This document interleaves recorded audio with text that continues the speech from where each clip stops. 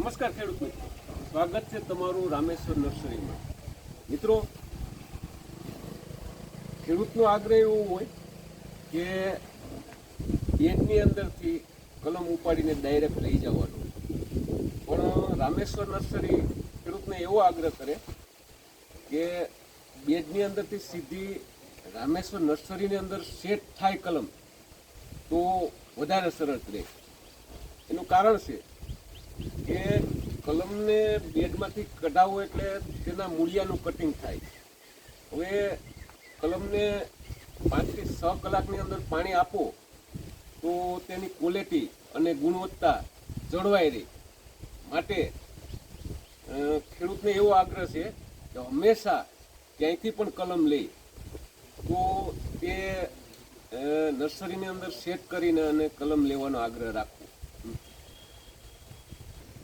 મિત્રો,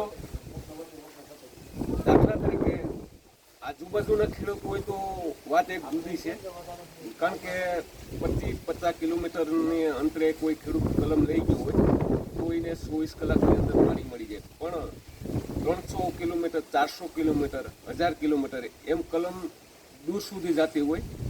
માટે મિત્રો, અહીંથી લઈ ગયા પછી ઘણા ખેડૂત એવા છે કે 3 દિવસે તેનું વાવેતર કરે અને ત્રીજે દિવસીને પાણી આપે, પણ કલમને બેડમાંથી નીકળ્યા બાદ મૂળિયાનું કટિંગ થયા બાદ એને 6-7 કલાકે પાણી આપવું તો કલમની ગુણવત્તા એવી ને એવી જળવાઈ રહે.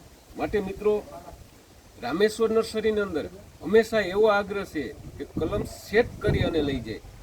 તમે જોઈ શકો છો, રામેશ્વર નર્સરીની અંદર હંમેશા કલમ સેટ કરીને આપવામાં આવે, તેથી કરીને ખેડૂતને સુકાવાનો પ્રશ્ન રહેતો નથી અને તેની ગુણવત્તા જળવાઈ રહે.